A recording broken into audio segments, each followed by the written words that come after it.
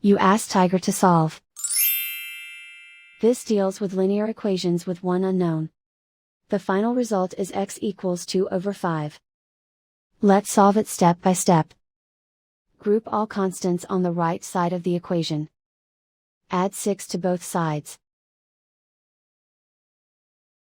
Simplify the arithmetic.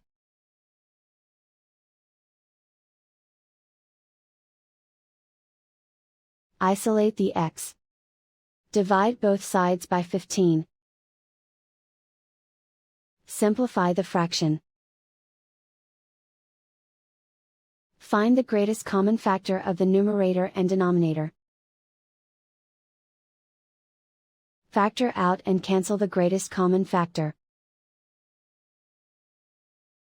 And so the final result is x equals 2 over 5.